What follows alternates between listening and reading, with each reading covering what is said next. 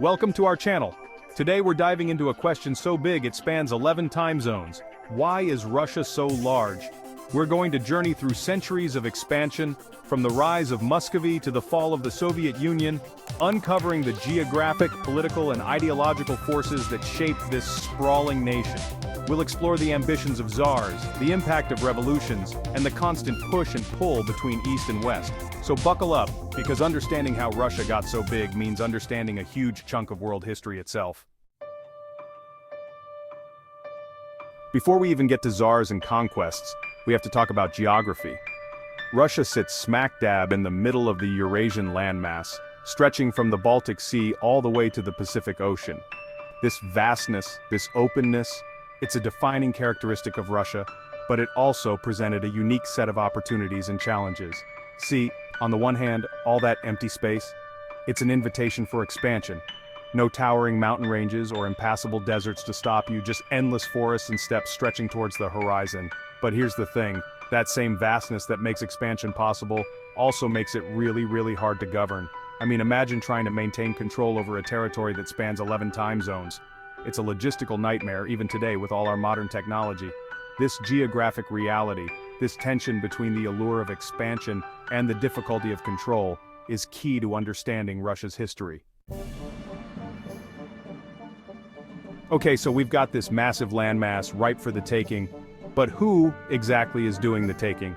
Well, our story begins with the Eastern Slavs, a bunch of diverse tribes who, over time, started to coalesce into something resembling a unified state. Enter Kievan Rus, not quite Russia yet, but the ancestor we can all agree to acknowledge at family reunions. Centered around the city of Kiev, this loose federation of Slavic principalities emerged in the 9th century. And they were kind of a big deal. They established trade routes, adopted Orthodox Christianity from the Byzantine Empire, and basically set the stage for what would become Russia. In the 13th century, the Mongols swept in from the east, shattering Kievan Rus into a bunch of smaller principalities. But from the ashes of this collapse, a new power emerged in the northeast, the Grand Duchy of Moscow.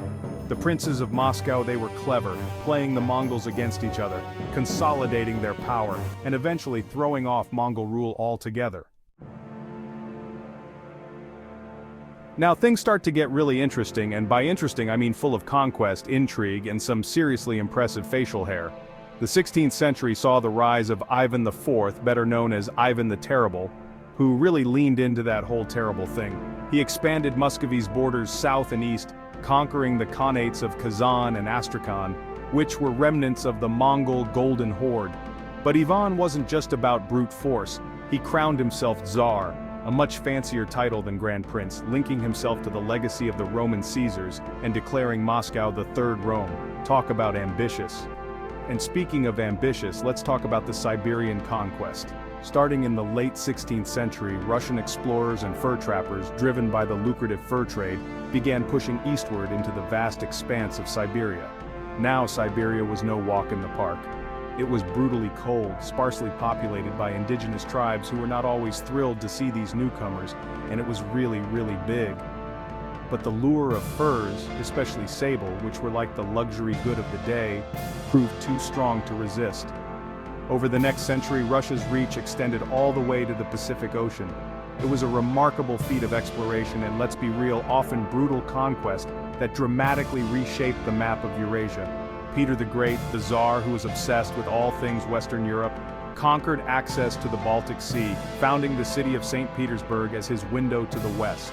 Then came Catherine the Great, who managed to conquer huge chunks of what is now Ukraine, Belarus, and Poland.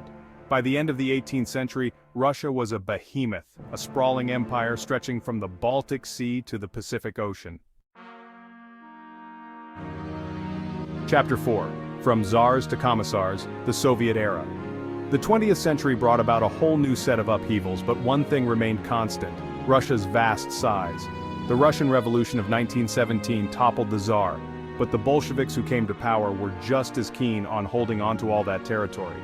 After a brutal civil war, the Bolsheviks emerged victorious, reconsolidating control over much of the former Russian Empire and establishing the Soviet Union, a vast, ideologically driven state that stretched across Eastern Europe and Central Asia.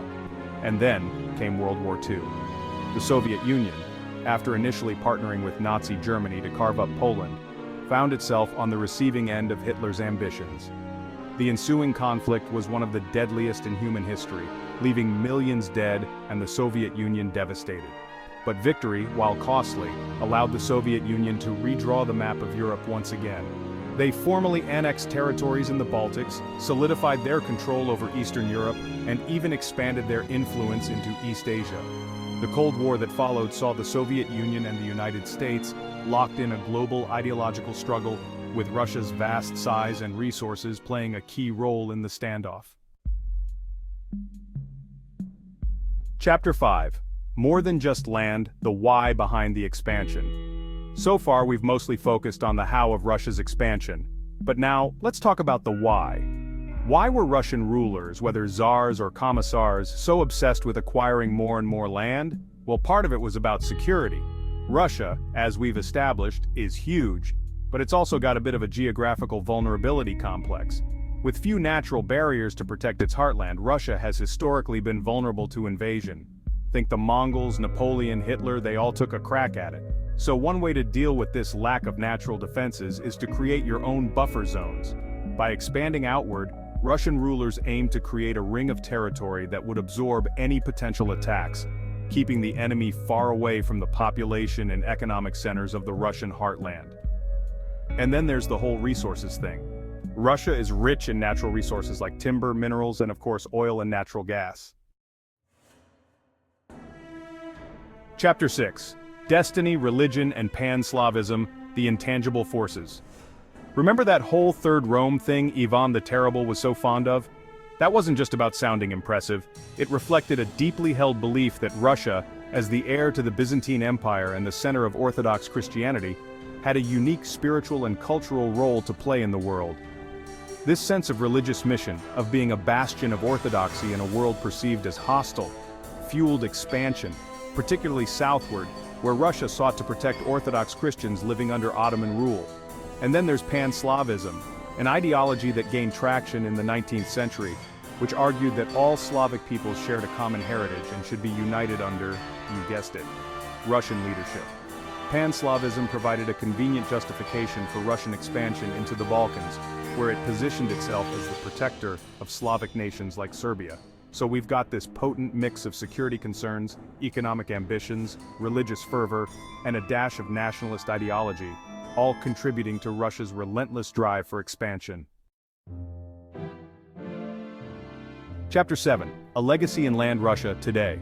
The Soviet Union, despite its vast size and seemingly unshakable control, eventually crumbled under the weight of its own internal contradictions. In 1991, the once mighty empire dissolved, breaking apart into 15 independent states. But even with the loss of all those republics, Russia inherited the lion's share of the Soviet Union's territory, holding on to its title as the world's largest country.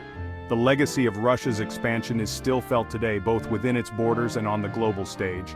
The vast distances and diverse populations within Russia continue to pose challenges for governance and national unity, and Russia's relationship with its neighbors, many of whom have complicated histories as part of the Russian Empire or the Soviet Union, remains a source of tension.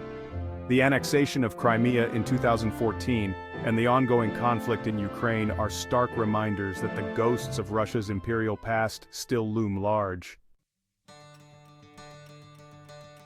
Outro. So that's why Russia is so big. Thanks for watching. We've journeyed through centuries of history, explored vast landscapes, and met some truly fascinating historical figures, all to answer one big question: why is Russia so big? If you enjoyed this video, don't forget to like, share, and subscribe for more historical insights. See you next time.